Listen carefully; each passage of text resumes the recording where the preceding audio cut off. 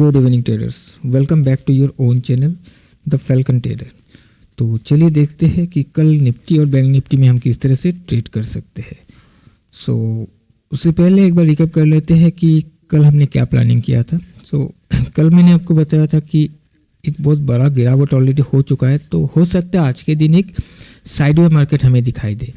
और इसके अलावा अगर हमें सेल करना भी है, क्योंकि हमने बाई के लिए कंप्लीटली आप लोगों को मना किया था कि बाई हमें इस मार्केट में अभी फ़िलहाल करना नहीं है आज के दिन में। अगर सेल करना है तो किसी ना किसी रेजिस्टेंस पर जाकर अगर ये रिजेक्ट होने की कोशिश करता है तो वहाँ से हम सेल कर सकते हैं।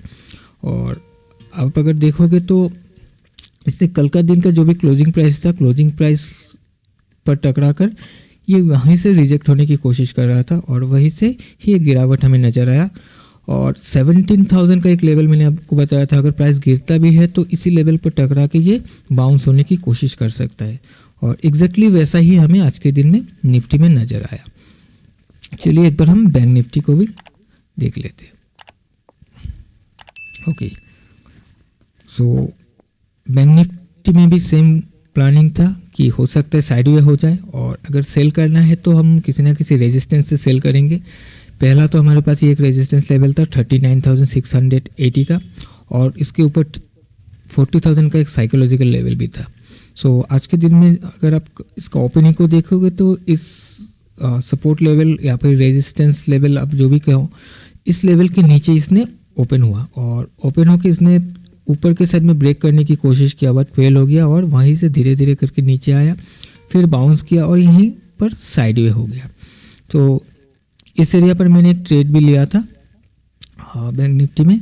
आप यहाँ पर मैंने स्क्रीनशॉट में लगा दे रहा हूँ, आप एक बार यहाँ पर देख सकते हो किस तरह से ट्रेड को लिया गया है। तो मैं एक बार आपको यहाँ पर भी दिखा दूँगा।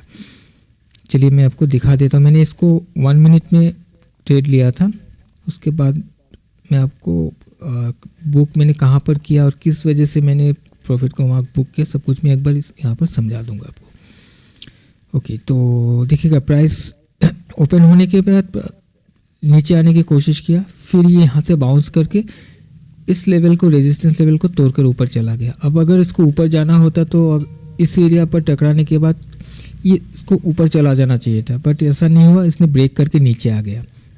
फिर एक थोड़ा सा रिट्रेसमेंट हुआ, और यहाँ पर आप देख सकते हो कैंडल्स में ऊपर के साइड से एक रिजेक्शन हमें नज़र आ रहा है। और इस ग्रीन कैंडल का जैसे ही ब्रेकआउट हो रहा था, इस रेड कैंडल ने कर रहा था, तभी मैंने एक पुट पर एक पोजीशन मैंने बनाया था।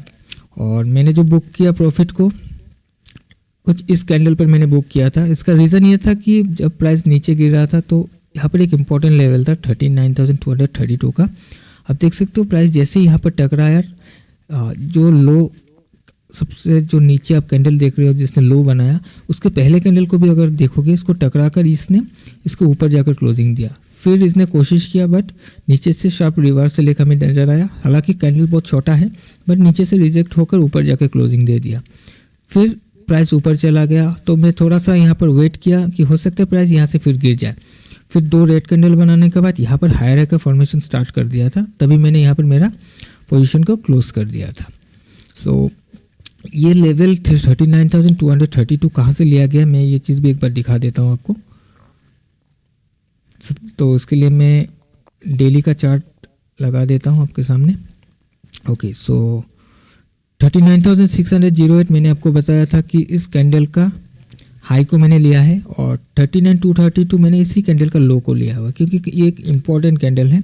ये स्विंग्स जो भी बनता है पूरा कैंडल इम्पॉर्टेंट होता है, हाई लो काफ़ी इम्पॉर्टेंट रोल प्ले करता है, और इसी वजह से मैंने इसको मार्क किया। और इस लेवल को टकराने के बाद ही यहाँ से ही थोड़ा सा ऊपर जाने की कोशिश किया, फिर ये साइडवे हो गया था।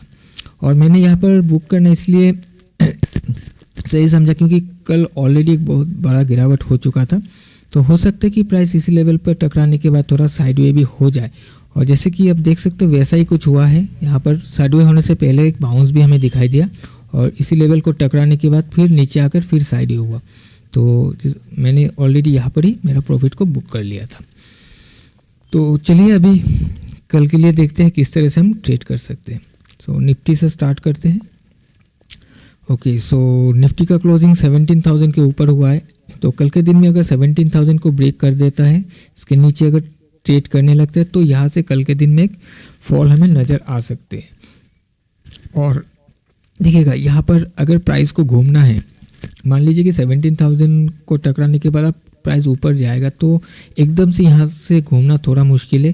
प्राइस ऊपर जाके थोड़ा सा वॉलेटाइल हो सकता है, ठीक है, क्योंकि जितनी बार ऊपर जाएगा ऊपर से सेलिंग नज़र आएगा, फिर नीचे आएगा, फिर ऊपर जाएगा, इस तरह से थोड़ा वॉलेटाइल हो सकता है। और अगर किसी भी तरह से प्राइस मान लीजिए कि इसके ऊपर टिक जाता है तो हो सकता है उसके बाद हम एक प्लान कर सकते हैं ऊपर साइड के लिए। तो फिलहाल थोड़ा रिस्की रहेगा बाई साइड में ट्रेड करना है, और अगर करना भी है तो इस एरिया के ऊपर से हम ट्रेड कर सकते हैं, लेकिन कोई बड़ा टारगेट का यहाँ पर प्लान करके हम नहीं चल सकते। कल के दिन में कहीं से भी सेलिंग आ सकती है, तो उसी हिसाब से प्लान कीजिएगा। और अभी हम बैंक निफ्टी को देखते हैं। ओके, सो बैंक निफ्टी का अब देखोगे तो यहाँ पर ये अभी सपोर्ट बना हुआ है और ये रेजिस्टेंस बना हुआ है। तो ये सिंपल सा ही, अगर प्राइस कल इसके नीचे ब्रेक करके चला आता है तो यहाँ से हम एक सेल का ट्रेड इनिशिएट कर सकते हैं, सेल के लिए प्लानिंग कर सकते हैं। और प्राइस इसको ब्रेक करके चला जाता है तो फिर यहाँ से हम छोटा मोटा बाई के लिए प्लानिंग कर सकते हैं। हो सकता है कि 40,000 को एक बार टेस्ट करने के लिए जाए, उसके बाद फिर ये गिरना स्टार्ट करे, तो ऐसा भी हो सकता है अगर इसको ब्रेक कर देता है तो। बट थोड़ा सा ध्यान से ट्रेड कीजिएगा अगर बाई करना है, और या तो छोटा टारगेट पर निकलने की कोशिश करेगा या फिर आप टाइट ट्रेल करते हुए चलिएगा। सो यही था प्लान निफ्टी और बैंक निफ्टी के लिए कल के दिन का। सो आई होप कि आपको समझ में आया होगा। अगर समझ में नहीं आया है तो आप क्वेश्चन कर सकते हो, मैं आपको आपके सवाल का जवाब देने की कोशिश करूँगा। तो चलिए आज के लिए इतना ही, मिलते हैं एक नए वीडियो में। Till then bye bye.